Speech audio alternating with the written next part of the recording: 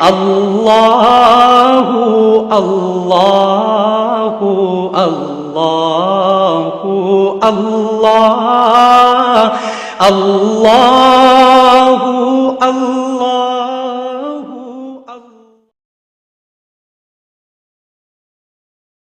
اللہ فرماتا ہے ما یفعل اللہ بعذابکم، وہ تمہیں عذاب دے کے کیا کرے گا؟ ذرا لہجہ دیکھیے، ذرا انداز، ما یفعل اللہ بعذابکم، وہ تمہیں عذاب دے کے کیا کرے گا؟ تم اس کی مخلوق ہو، اپنے دستے قدرت سے اس نے تمہیں بنایا ہے، تو وہ تمہیں عذاب دے کے کیا کرے گا؟ اس کی ضرورت نہیں ہے کہ تمہیں عذاب دے، نہ اس کی چاہت ہے کہ تمہیں عذاب دے، کوئی خود چھلانگے لگائے تو اس کی مرضی۔ فرمایا کہ ما یفعل اللہ بعذابکم، وہ تمہیں عذاب دے کے کیا کرے گا؟ ان شکرتم و آمنتم، اگر تم شکر ادا کرو اور ایمان لاؤ تو وہ تو قدردان ہے جو کوئی اس کا شکر کرتا ہے اور جو اس پر ایمان لاتا ہے۔ تو اللہ اس کے لیے عذاب نہیں رکھا، اس کے لیے رحمتیں رکھی ہوئی ہیں۔ تمہیں دستے قدرت سے بنایا ہے اور وہ تمہیں خوش دیکھنا چاہتا ہے، تمہیں خوشحال دیکھنا چاہتا ہے، تمہیں سرشار دیکھنا چاہتا ہے، تمہیں نہال دیکھنا چاہتا ہے، تمہاری زندگی کو خوشگوار دیکھنا چاہتا ہے۔ تم نے اپنے آپ کو خود اپنے اعمال کی وجہ سے مصیبتوں میں ڈالا ہے، تو کہا شکر کرنے کی عادت ڈال لو، دیکھنا پھر اللہ تعالیٰ جل شانہ کی رحمتیں تمہارے اوپر کس طرح اترتی ہیں، اس کی نوازشیں تمہارے اوپر کیسے برستی ہیں۔ توکل اگر ہم سیکھ جائیں تو توکل ایک ایسی دولت ہے کہ جو خوشحال زندگی کی ضمانت بنتی۔ جب ہم اللہ پر توکل نہیں کرتے اور ہم سمجھتے ہیں یہ سب کچھ ہماری محنت کا نتیجہ ہی ہوگا، اور نتیجہ جب نہیں آتا تو پھر ہم بے چین مضطرب ہو جاتے ہیں، اور جب ہم اس پہ توکل کر لیں تو پھر ہمارا صرف اتنا ہی کام ہے کہ میاں ہم یہ کام کر رہے ہیں، بس یہ حکم، ہم بیج بو رہے ہیں، بس یہ حکم ہے اور بو رہے ہیں،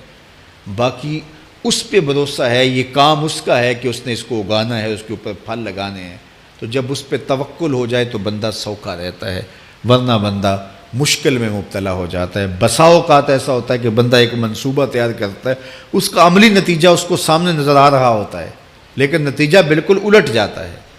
سید علی المرتضیٰ فرماتے ہیں میں نے اپنے ارادوں کی شکست سے ہی اپنے رب کو پہچانا ہے،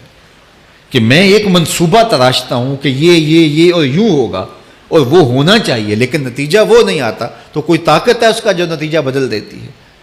تو بندہ اس طاقت پہ یقین کرتے، اس پہ توکل کر کے جو ہے وہ اس پہ بھروسہ کر لے تو زندگی سوکھی ہو جاتی ہے۔ مغرب میں جو اللہ پر یقین نہیں رکھتے وہ خودکشی کر لیتے ہیں کہ یہ کیوں ہو گیا، ایسا نہیں ہونا چاہیے تھا، لیکن ہم خودکشی اس لیے نہیں کرتے، ہم کہتے ہیں میرا رب جس طرح چاہے اس طرح ہی ہوتا ہے، جو اس نے طے کیا ہوا ہے وہ کر کے رہتا ہے، اس لیے تم اس پہ توکل کر لو اور اس پہ بھروسہ کرو۔ حضور علیہ الصلوۃ والسلام نے فرمایا لو انکم توکلون علی اللہ حق توکلہ،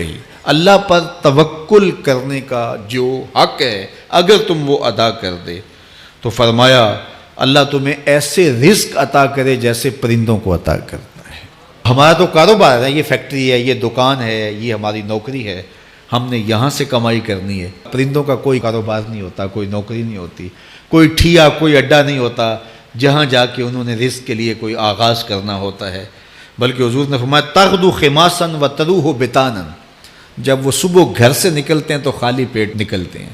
اور انہیں کوئی اپنی منزل کا تعین نہیں ہوتا، جدھر خیال آیا اڑ گئے ادھر، لیکن کبھی ایسا نہیں ہوا کہ شام کو خالی پیٹ واپس آئے ہوں، کہا وہ پیٹ بھر کے آتے ہیں۔ باہو بولے بن توکل پنچھی اڑ دے، خرچ نہ پلے زیرا ہو، جب گھر سے اڑتے ہیں تو ان کے پلے نہ کوئی خرچ ہوتا ہے، نہ راس المال ہوتا ہے، نہ کوئی اوزار ہوتے ہیں، نہ کوئی ہتھیار ہوتے ہیں، کچھ بھی نہیں ہوتا، یوں ہی گھر سے نکلتے ہیں، کبھی بھی خالی پیٹ نہیں آئے۔ فرمایا اگر اللہ پہ پرندے توکل کر لیں تو اللہ اسے بھی عطا کرتا ہے، تم توکل کرو گے تو تمہیں عطا نہیں کرے گا، تو تمہاری زندگی سوکھی ہوگی۔ گھر سے نکلو کام کے لیے، فیکٹری کے لیے، مزدوری کے لیے، لیکن ٹینشن نہیں لینی کہ کیسے ملے گا، کیسے ہوگا۔ درود